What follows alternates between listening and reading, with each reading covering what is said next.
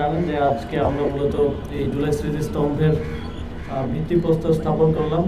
যদিও কাজ অনেকটাই এগিয়ে গেছে এবং আমরা আশা করছি যে ডিসেম্বরের মধ্যে আমরা এই কাজটা শেষ করতে পারবো।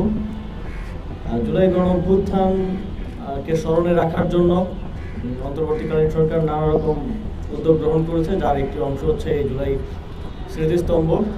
এই স্মৃতিস্তম্ভের ডিজাইন করা এবং সকল ক্ষেত্রে আমরা সর্বোচ্চ গুরুত্ব দিয়েছি আমাদের শহীদদেরকে স্মরণ করার বিষয়টি, এবং আমাদের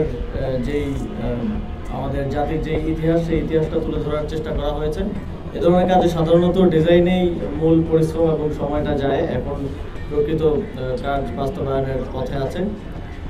আপনারা হয়তো দেখে থাকবেন যে বিভিন্ন ক্ষেত্রে জুলাই গণঅভ্যুত্থান নিয়ে কাজ করতে গেলেই জুলাই গণঅভ্যুত্থান যে স্মৃতি জাদুঘর হচ্ছে কিংবা এর বাইরেও যে উদ্যোগগুলো গ্রহণ করা হয়েছে সেগুলোর বাজেট নিয়ে কিংবা কত অর্থ খরচ হচ্ছে এটা নিয়ে একটা মহল অনেক সময় প্রশ্ন তোলার চেষ্টা করে।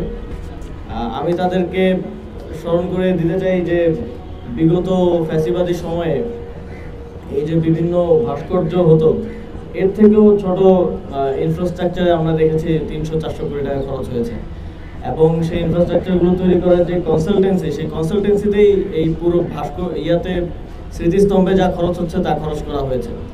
তখন ফ্যাসিবাদের ভয়ে হোক কিংবা তাদেরকে সমর্থন দিয়েই হোক, এই লোকগুলোকে আমরা কথা বলতে দেখতাম না কিংবা অর্থ নিয়ে বাজেট নিয়ে কথা তুলতে দেখতাম না। এখন তাদেরকে আমরা এটা নিয়ে কথা তুলতে দেখি, কারণ এটা জুলাই নিয়ে হচ্ছে।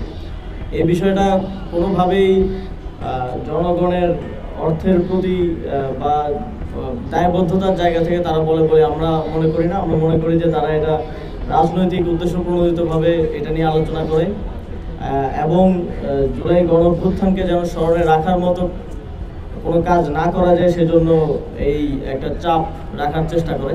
কিন্তু আমরা স্পষ্টভাবে বলতে চাই, পরবর্তী প্রজন্মের কাছে এই যে 1.5 সহস্রাধিক শহীদ এবং প্রায় 30 সহস্র আহত আমাদের আছে, তাদের যেই আত্মত্যাগ, সেই আত্মত্যাগের স্মৃতিকে আমরা প্রজন্ম থেকে প্রজন্মান্তরে পৌঁছে দেওয়ার জন্য কাজ করে যাব। এই ধরনের কোনো অপচেষ্টা আমাদেরকে দমিয়ে রাখতে পারবে না।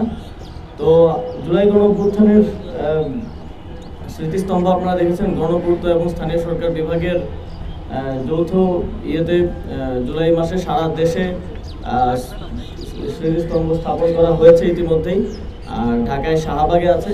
তবে এটাকে আমরা বিশেষভাবে একটা জুলাই স্মৃতিস্তম্ভ করার পরিকল্পনা অনেক আগেই নিয়েছিলাম, শুরুর দিকেই।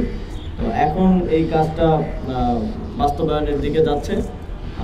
এই কাজের বাস্তবায়নের সাথে ঢাকা দক্ষিণ সিটি কর্পোরেশন সহ যারা জড়িত আছেন, সংশ্লিষ্ট আছেন, যারা দিনরাত পরিশ্রম করে যাচ্ছেন, সকলকে ধন্যবাদ ও কৃতজ্ঞতা জানিয়ে এবং জুলাই গণঅভ্যুত্থানকে স্মরণে রাখার জন্য সরকারি বেসরকারি যেভাবে পারে সেভাবে কাজ করার জন্য আহ্বান জানিয়ে আমরা আমার বক্তব্য শেষ করছি।